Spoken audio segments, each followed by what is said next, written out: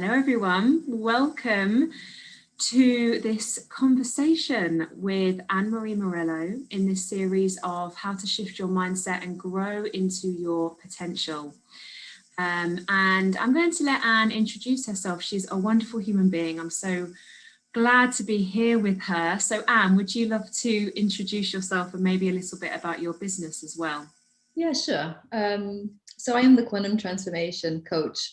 I can talk a little bit about some of the stuff that I do or what I'm qualified in. So I've got a master's in existential psychotherapy. I'm an NLP master. NLP is neuro-linguistic programming, which is a super, super cool modality.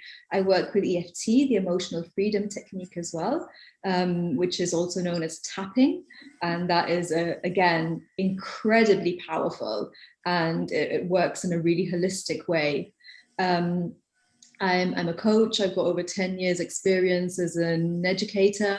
And I also have a background in yoga, both the postures and the philosophy. So in my work, I kind of integrate all of the knowledge from these different fields and modalities to create holistic changes and shifts.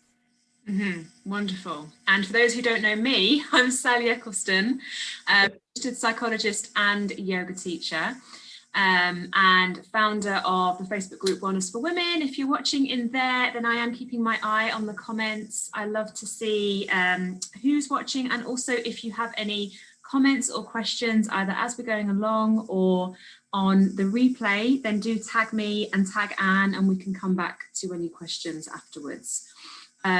So I feel like one of the reasons Anne and I get along really well is because we've got this kind of similar background, right, with the yoga especially, and with the interest in holistic well-being. But then what I find really interesting is we have got different interests and different qualifications.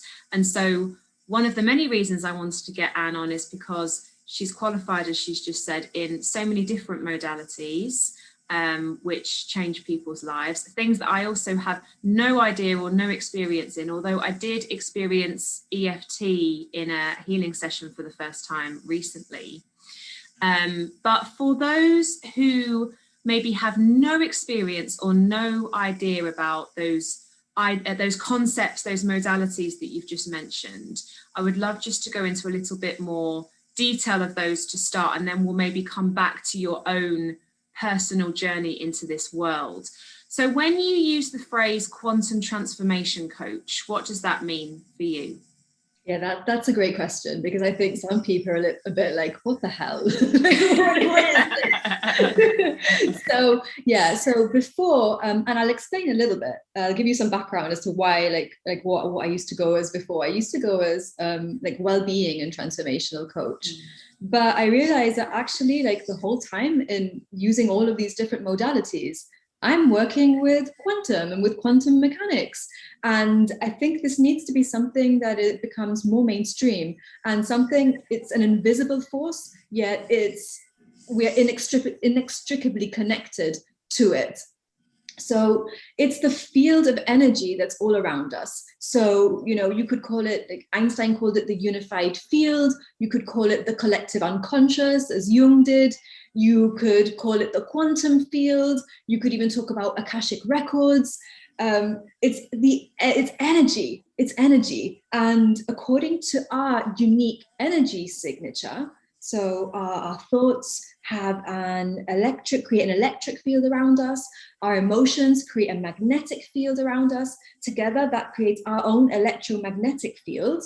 And this is the unique energy signature that we're sending out into the field, and that is attracting things that are on a similar frequency or vibration. And in a nutshell, that's the law of attraction. But in my work, I teach people how to work with that and how to shift the energy through EFT, as I mentioned before, or NLP or meditation, shifting, states of consciousness. And I love it because it's so powerful, and it's a way of connecting not into yourself, but also connecting with everything that's around you. So it's about embodying the idea all is one, as within, so without, as without, so within. and really feeling that connection. And I love bringing astrology into it as well. I am a bit of an astrology nerd. So again, it's like feeling the planets within and feeling the universe within. And it's beautiful. It's just a beautiful practice. Yeah, thank you for that beautiful explanation. I've never heard you speak about energy in that way. It's amazing.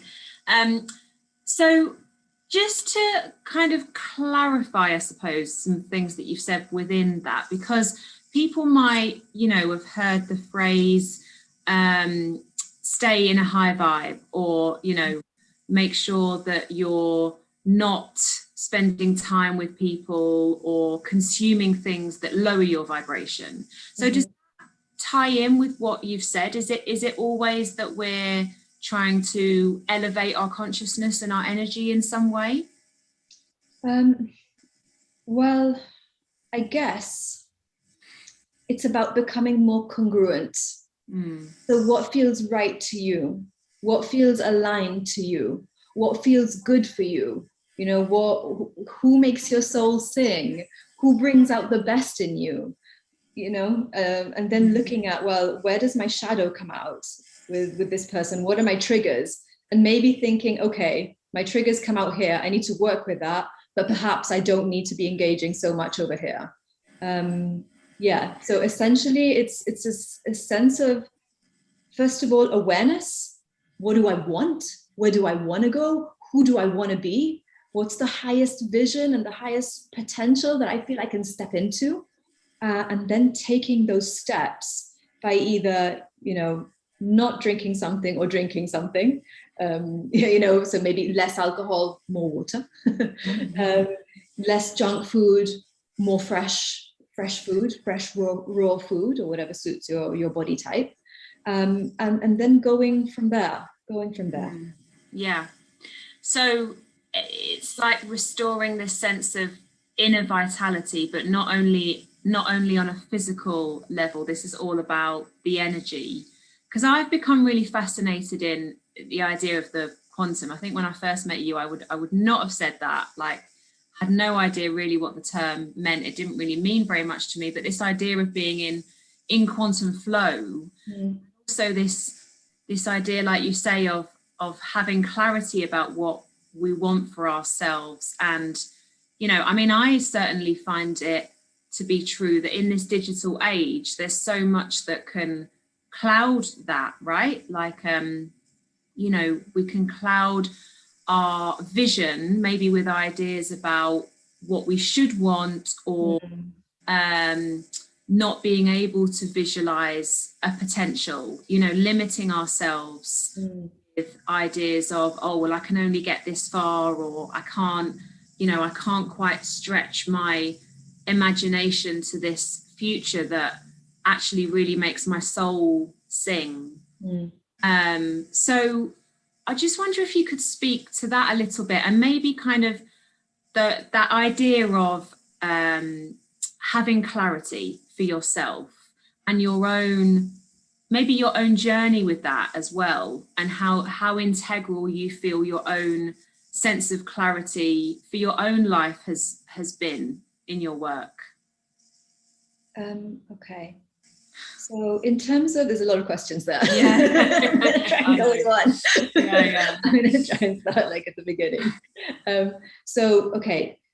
I want to say, like, in terms of like mindset, that it's important to bear in mind that if there's trauma there, you cannot just solely work in a cognitive way and just thinking about shifting thoughts and shifting, just at the level of the conscious mind. It's reductive. So I think that it needs to be a holistic process, because even though you might say, I want success and I want happiness, whatever success and happiness mean. Obviously, abstract nouns are going to mean different things to different people. And I usually I depict this idea using an iceberg, the most used metaphor ever. But hey, we're going to run with the iceberg. So, at the top, the visible part would be, I want success and happiness.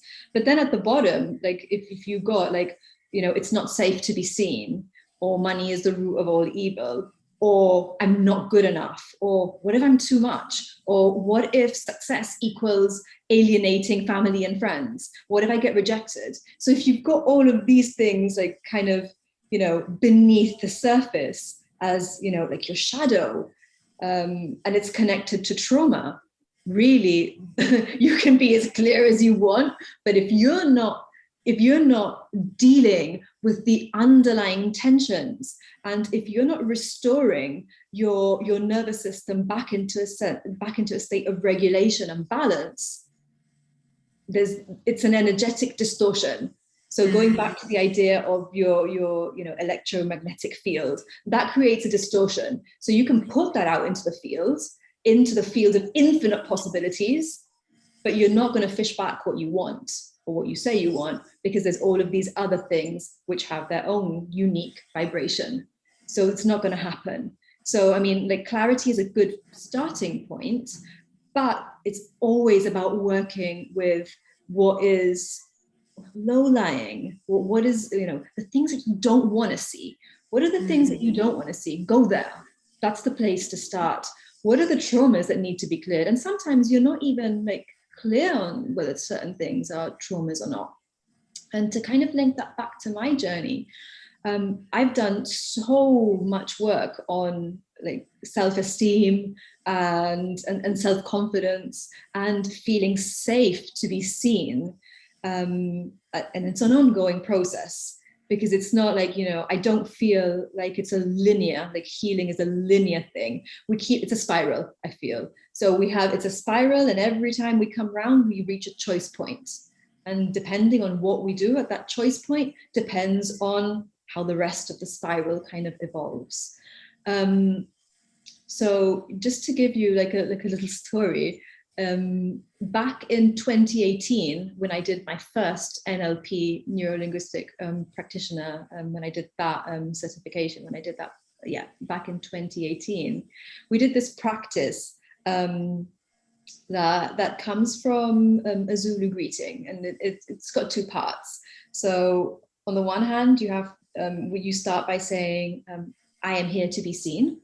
And then the other person, so looking into your eyes, and you can do it like, you know, holding hands, says, and I see you. So here I am with this awesome guy, Kevin, who used to train dogs. He was a specialist in that, in dog behavior. And he's like, I'm here to be seen. And I went, and I see you. And I was like, awesome. It's like, okay, now it's your turn. I couldn't say I'm here to be seen. Like the words wouldn't come out. And I started to cry. Like this is where I was just 3 years ago. I couldn't say it. I started crying. Everyone around me started crying. It was like honest. It was like this really emotional sort of, you know, when it's like stuck here in your throat, like you just can't say it. And of course, like there was so much under there that needed work, and there was so much under there that needed to be processed. And I'm still on this journey of being okay to be seen. But yeah, my goodness. And I've worked on that through journaling. Like I love writing, you know, and, you know, I've written for various online publications, but just getting it out there and doing it, and working with EFT, and working with meditations, and working with visualizations, and working with shifting whatever's going on biochemically as well, because as you well know, like trauma is stored in the body. So working through all these different like psychosomatic techniques to release this. And am I done? No, I'm not done. There's more still. But goodness, it is a journey. It is an absolute journey. And some days it's tough. Some days, you know, like you just kind of want to retreat. I feel like I want to retreat from it all. And other days I'm like, hey, I'm here to be seen. Fuck self-effacement. That is my post today, actually. Like that is my post that I've created for today. Yeah. And we need all of this work to get back to the essence of us sometimes, don't you know, well, all of the time, because I feel like all of this energetic work is actually just tapping into the truest essence of you, because we all arrive, like, as you've spoken about, with a certain frequency or emitting a certain electromagnetic frequency. And I've become really fascinated about just this idea of what comes through when you are in this energy of, okay, I'm allowing myself to get quiet, and I'm processing things that have happened to me. One thing that I've noticed that I've had people say to me, because I'm a registered psychologist, right? So people often think that I can work with them a lot on beliefs, and I have spoken a lot about beliefs in the past, but actually we can get caught up in this narrative, especially with this concept of trauma, or if you've experienced something very very challenging or very difficult in your life. And this, I think this can be, you know, inherited as well. Things can be passed down. Yeah, definitely. But just this idea of how we can get stuck in our own story. Oh, yes, yes. Yeah. And often, you know, we feel as if we have to keep telling that story in order for it to be healed. Right. So this whole idea. Oh, yeah. And actually it has the complete opposite effect. Yeah. Neural networks to the problem state. Yeah, 100%. Yeah. And, you know, that's been really kind of, I think I knew it, like I knew it deep down, but I studied for so long in, you know, studying the mind, basically, but not just the mind, you know, social patterns, social behavior, theories of attachment, all these kinds of things. And they're all really, really valuable. But what I've come back to, and it's interesting that I started my yoga teacher training the same year that I finished my doctorate in psychology, because I just came back to the body, you know, and how much is stored there. And I think it's sometimes difficult for people to wrap their head around the idea that in order to work on trauma, or just to work on something that feels very challenging, very hurtful, it's the body where it's stored. Yeah. And I think we are now starting to see the evidence behind that, but things have to start. It's taken a while, you know. Yeah. But I think it has to start off being anecdotal, right? Like some things there may be some things that are never proved, but I just find it so fascinating. Like if you look at the efficacy of different treatments, so if you look at PTSD for soldiers, I don't think I'm making this up, but I'm sure veterans, EFT is like the bomb. Yeah, is that true? I've not seen. Yes, it is. Yes, it is. Okay. Gary Craig, the founder of EFT, did a lot of work with veterans from Vietnam, and I think some of them had been in therapy, like, you know, regular like talk therapy, for like decades. Like no word of a lie, decades. And then he came, did I think like maybe 6 sessions, and they were sorted. And they were sorted. Well, yeah. 6 sessions. As in having processed something, yeah. It's really interesting, isn't it? Because I do think we are now starting to develop our understanding even more about the body-based trauma therapies.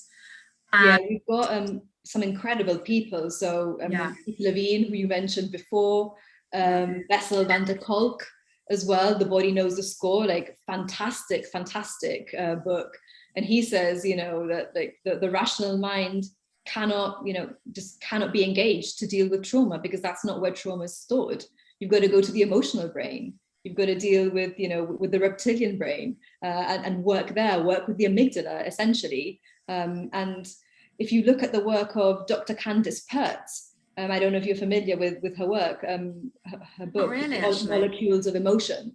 So she, her research showed that emotion is wave and particle that emotions are actually like physical in terms of that they're made up of neurotransmitters and different hormones, and that they reside in each and every cell. So therefore, the body is the subconscious mind incarnate.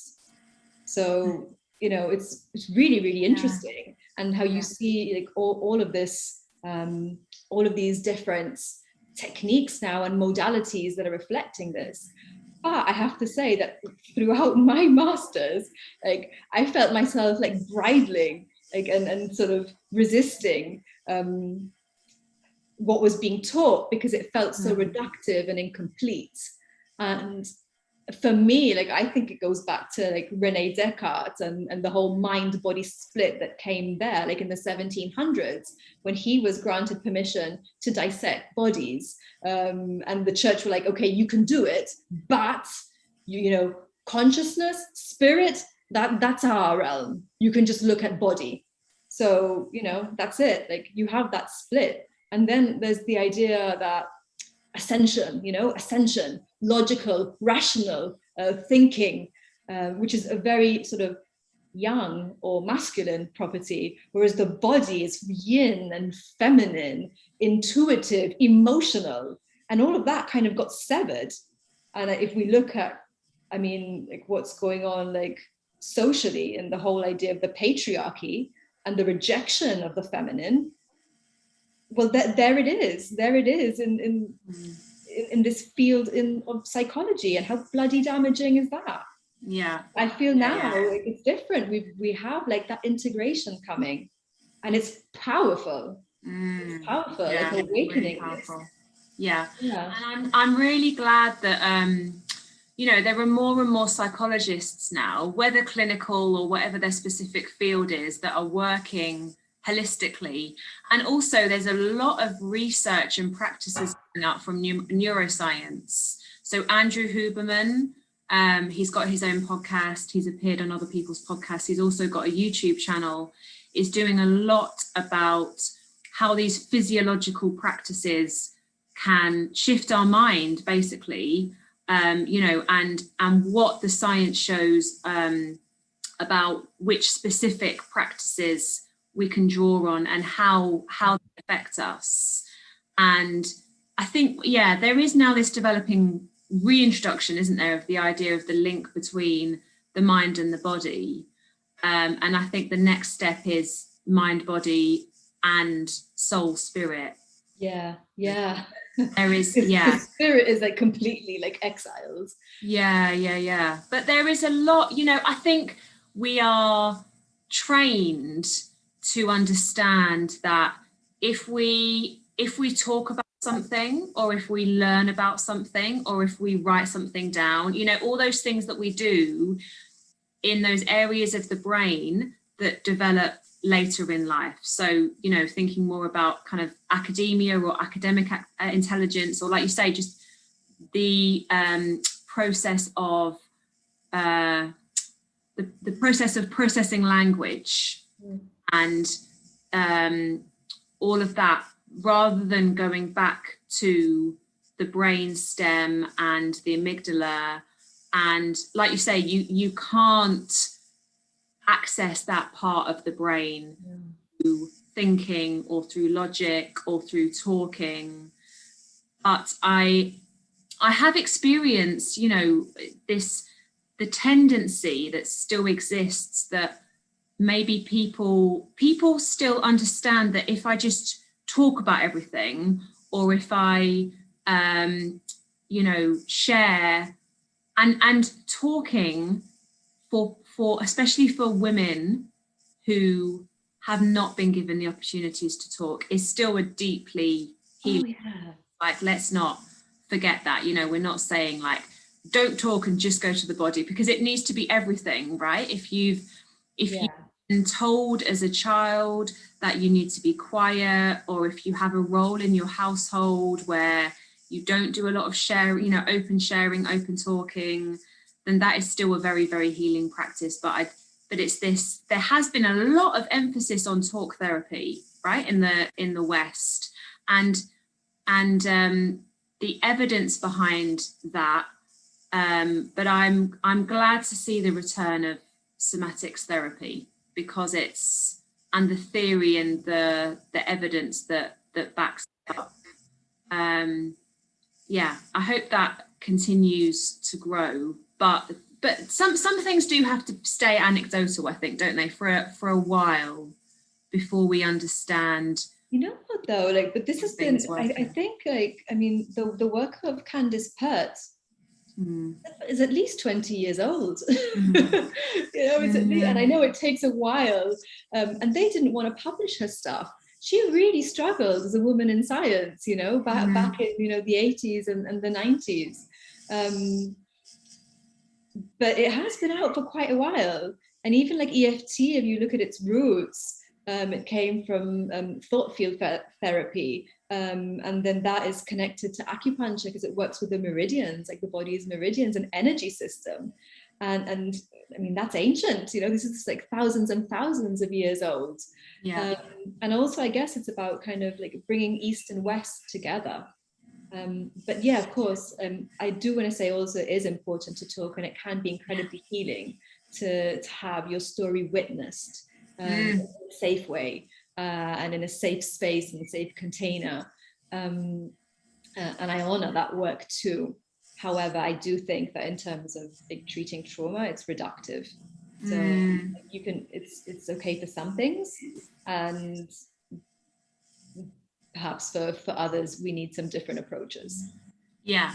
And that's all kind of about where you're stuck, right? Because you know, using women's circles just as an example, because women's circles, there can be movement, there can be sharing, and I think, like you say, having that container where your story is heard and you are witnessed and you are kind of there as an individual, and, you know, not as a parent or not as an employee or whatever else it might be. I do think that's important in the rise of the feminine as well, because that is something that is such an ancient practice and something that was not happening for a long time because of the role of the woman in the household. And, you know, we need women to be leading the way, I think, you know, in terms of teaching and educating. And I think we've come a long way with addressing that balance, but in the wider scheme of things, we're still very much out of balance with, you know, a lot of women still having unpaid domestic duties or whatever it is. I'm going off on a tangent. So for women to have their story witnessed, to speak is very, very healing. But there does come a point at which you kind of have to recognize what your own individual next step is, whether it's, you know, in exactly. Yeah. So let's talk a little bit about these specific modalities. So could you speak a little bit to EFT and how that works as well? Yeah, sure. So do you want to tap with me? So like, I tell everyone that, you know, so you just tap on like various acupressure points, and I tell everyone that it looks like a load of bollocks, because it does. Like, what is this, you know? Like, yeah, this looks like a load of bollocks. I'm gonna do this anyways, and I'm gonna love and accept myself anyways. So you tap on like various like acupoints. There's tons, but we're just using like the main ones here. And you start off with 3 setup statements that you would do on the karate chop point. And then you kind of go round like this, and you would go, you know, you'd explore whatever the issue is. But you start off by actually addressing the issue right on. So it might be, I don't know, whatever it is, even though I'm feeling this sadness, I love and accept myself. This sadness, it feels like whatever it is. And just saying, you know, like whatever's true for the person. and just going into the sadness, and allowing the sadness to come up and honoring and witnessing the sadness. But at the same time, as you're talking about the sadness, by tapping on the acupoints, you are shifting the body's biochemistry. So cortisol, stress hormone, goes down, serotonin increases on a very basic level. Then also, as you're talking about what the issue is, like the amygdala is being triggered. So that's being triggered. But at the same time as you're tapping, it's receiving deactivating signals from the body. That creates like a scrambling process, and therefore the emotion is cancelled out. So that is like really basic, like in a nutshell. And then as you carry on exploring it, it's registered by the hippocampus as being safely triggered, and then it restores whatever's going on in the amygdala. And that's how you move forward. The AMPA receptors connected to a trigger, to a trauma, are decommissioned, and therefore you're no longer in that state of hypervigilance or whatever it is that's going on. Yeah. And it's super powerful. Super powerful and gentle. It's gentle, and you can have fun non-intrusive. Well. You know, like if someone's had an issue with someone, and in their mind they're going, you know, asshole or whatever, that asshole. But honestly, but people have a good, you know, you can have a laugh with it and use their words, whatever's true to them, and it's honoring, you know, what they're feeling, what the emotions are, what the thoughts are, but then moving them forward. So then kind of going, okay, it's this, we're here. But is this where I want to be? I've got a choice now. Where, you know, like in this field of infinite possibilities, what do I want to step into? Do I want to hold on to this? I could hold on to it. And giving people options and kind of, you know, and they just come, you know, they'll come to their own conclusions. But ultimately, people do want the best for themselves by and large, unless there's stuff that you need to recode where they don't. And they'll fight for stepping into their potential. And just always honoring wherever they are, whatever step of the way. And obviously, like there's lots, this would be like the basic recipe, but you can then bring in a little bit of EMDR and bring that into play as well. I'd bring in some NLP, do some guided visualizations, maybe there's some timeline work. And one thing that I love about EFT is matrix re-imprinting. So it would be like going back to a specific memory, and that memory having its own unique like frequency and vibration and echo in the past, and going back to the memory and playing with it and restoring the energy back to a state of coherence, back to a state of peace. And it's almost, to me, it feels shamanic. It's like soul retrieval. So going back into the past, working with that memory and bringing it back to a space of balance and calm. And that is so powerful. And then, you know, they can still access the memory, but they'll feel differently about it. And it's like, I feel like calling back like the fragments of your soul back into your heart and just holding them into a space of love. And in NLP, there's similar techniques as well and similar protocols, but it does feel very shamanic to me. And I like that. Yeah, I love that. I love the unique blend that you do as well, because I know that you're a real believer of like not just one thing, right? Like everyone needs their own unique blend as well. And I was in a session with an EFT coach a couple of weeks ago, and just even though I had an understanding of the, you know, the meridians and a little bit of understanding about, you know, just the physical location of different points. But as you say, just the way that it's done is so simple. And actually, I would love to start doing something like this with, you know, teenagers, young people, because it is simple. I think it would be a great thing for school teachers to be sharing with pupils. Completely. Yeah. And I was like blown away by how I felt, and not the combination of the tapping, but also the words that the coach was choosing for me. We were moving around, and like you say, it's that kind of, even though I don't, what was it, I can't remember what the specific ones were, but we'd already identified some of the barriers for me. So I'm happy to share, actually, but I always have this fear of, if I do get aspects of the life that I really want, then I'll start to get overwhelmed. So if I have a family, if I have a job, if I have the business, that it will just be too much, and that, like, it's like spinning loads of plates and one of them will fall down. And we were just kind of going into this idea that actually, like, I already am creating that life, I already have that life.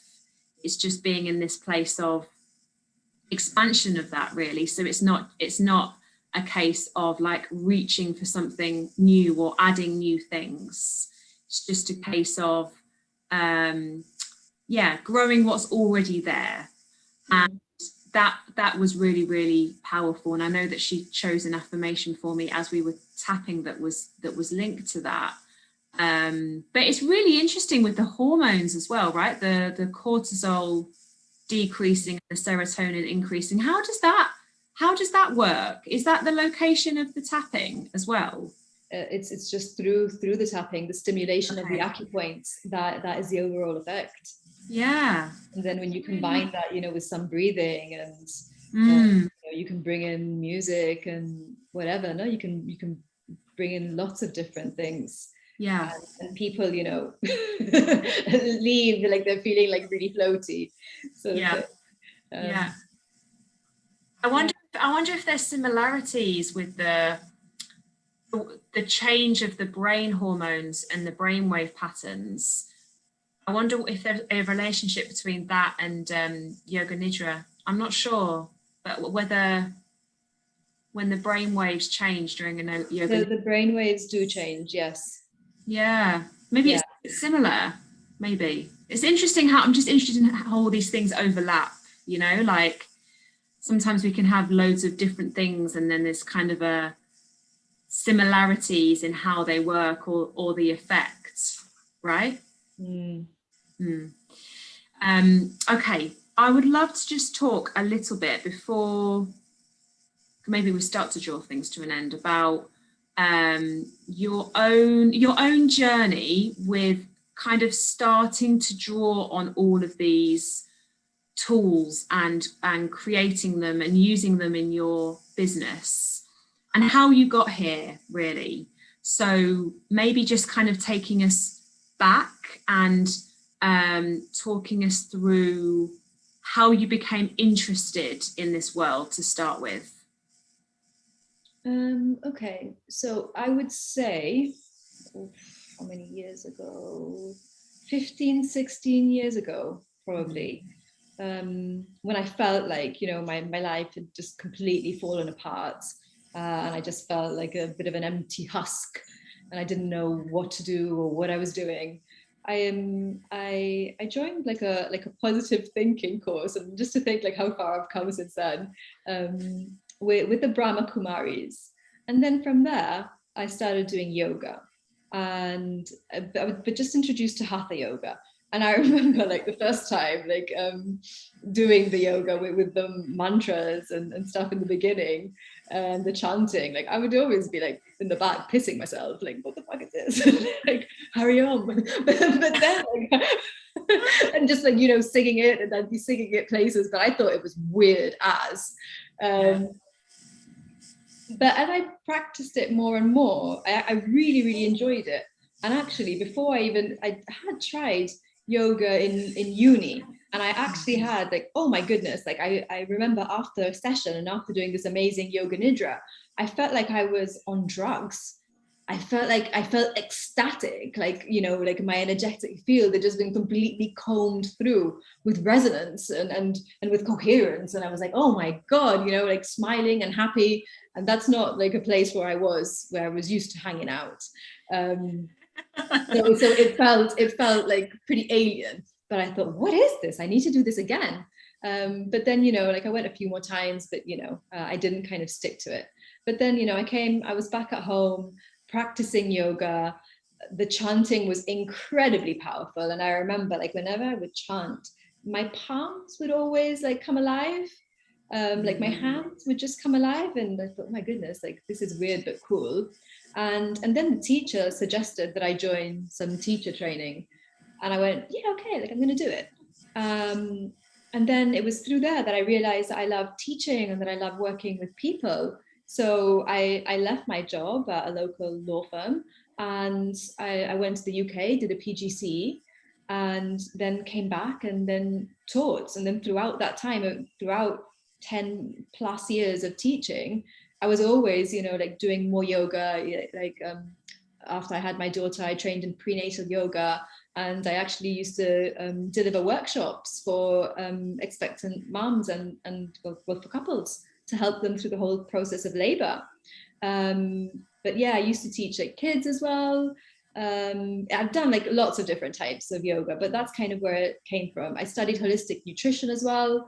Something I don't often talk about, but I studied holistic nutrition, a bit like you, Sally, like just going like, oh, like this is interesting. Like I'm going to learn about this. I'm going to do this, and I'm just fascinated with the whole field and how it just felt so empowering and it just felt so right.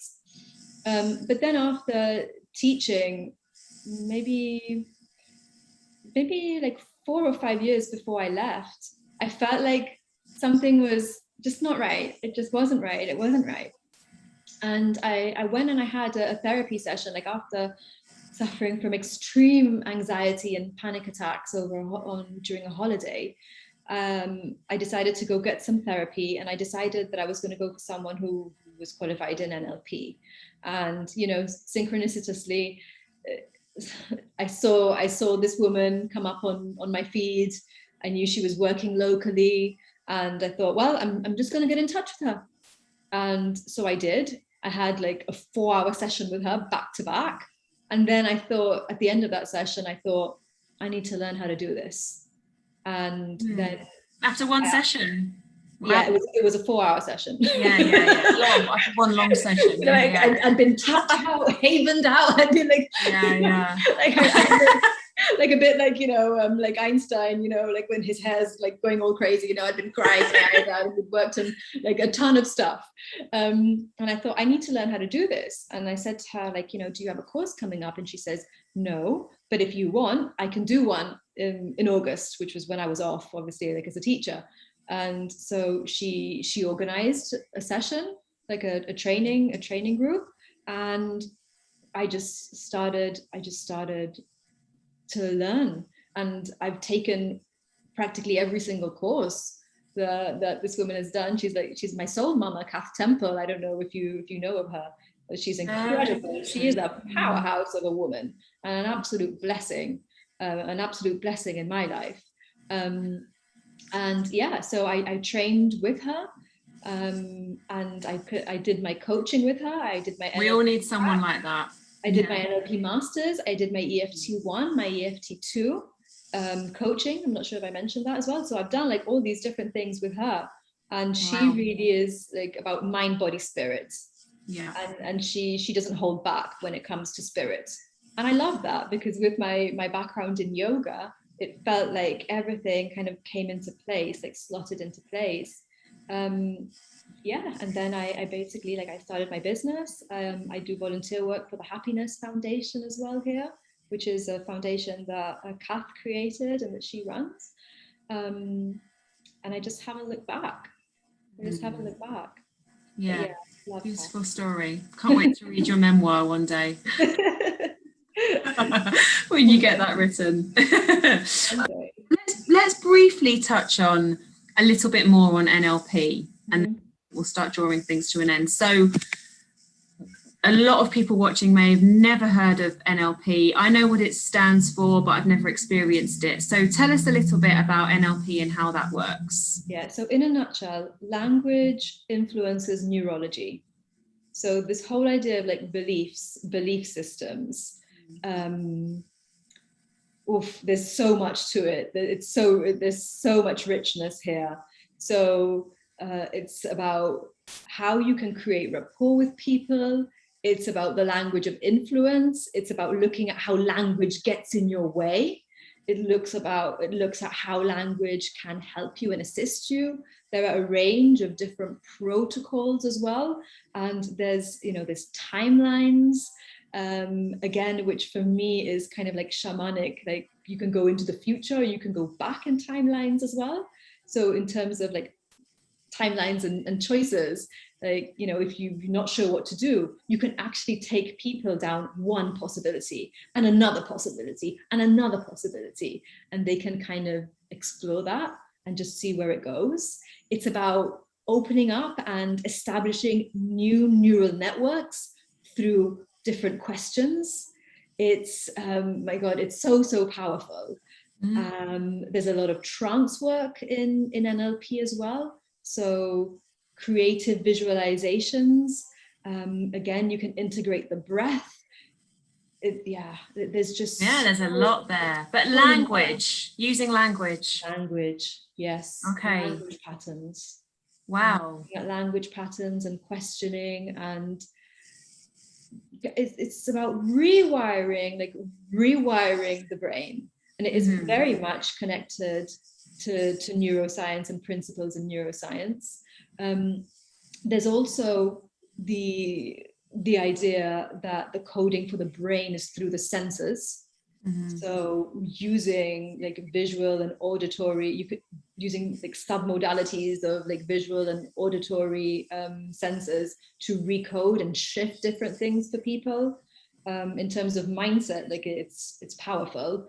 But when you combine it with more somatic approaches as well, then that is a powerhouse. It's an absolute powerhouse. Okay. Yeah, I couldn't be without NLP. Honestly, I could not be without NLP in my training. Wow. In my practice. Yeah, not a world that I've dived into, and we've covered a lot. So like people watching, their mind might be like, because if you've never experienced any of this, or if you're not familiar with some of the neuroscience, I think this is why actually someone I work with told me about Dr. Andrew Huberman, and I think sometimes we need people in the sort of mainstream media who bring like bite-sized chunks of information in, and I think that's where I like Andrew Huberman, because he talks about neuroscience, but it's in very like plainsman language, because I think and I'm very aware of like how I speak about ideas sometimes to people, because the way that it gets out and the way that we start to bring even more change into the world is in a way that people can experience and understand it, right? Because like, especially the stuff with neuroscience can be it can really be complex. Really complex if you get lost in the science of it. Like Dr. Joe Dispenza, he's fantastic. Joe Dispenza, but it's not an easy read. No. It's not an easy read. However, incredible stuff and incredible work that he does. I love it. And based on science, which is really interesting. This intersect of science and spirituality. I have so much respect for his work, because he has, he's brought spirituality into the mainstream using the language of science, and he's saying, look, they're one and the same. They're one and the same. And there's one description of the Kundalini rising, and he breaks it down, like the biological process. And it was absolutely mind-blowing. It's energy, right? It's all energy. Very cool. I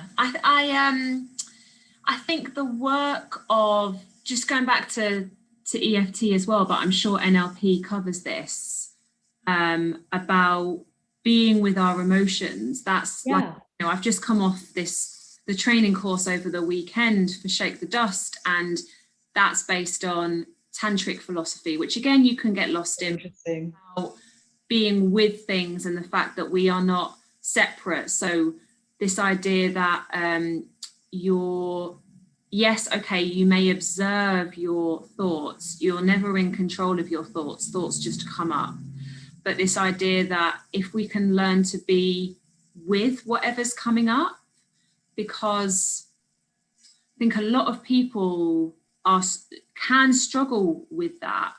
And I think that's another area where EFT can be really powerful.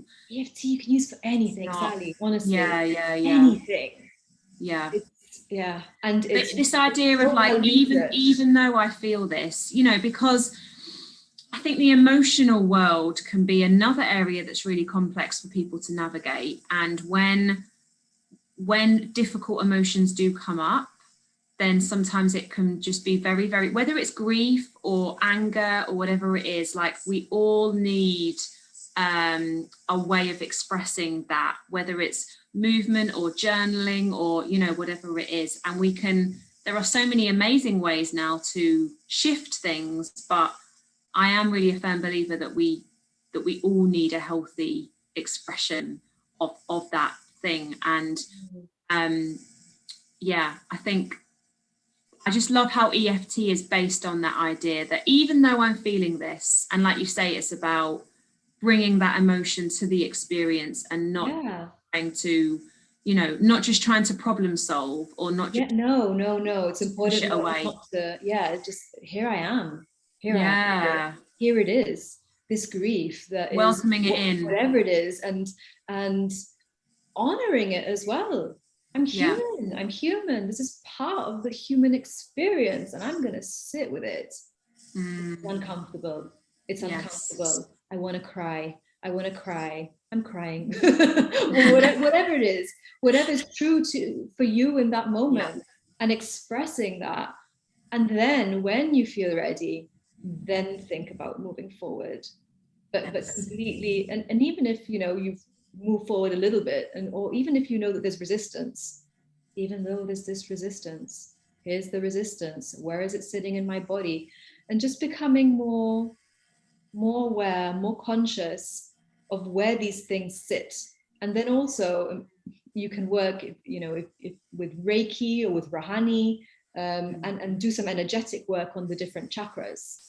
So you can bring in a lot of different paths. You can bring in so much. It opens up so much.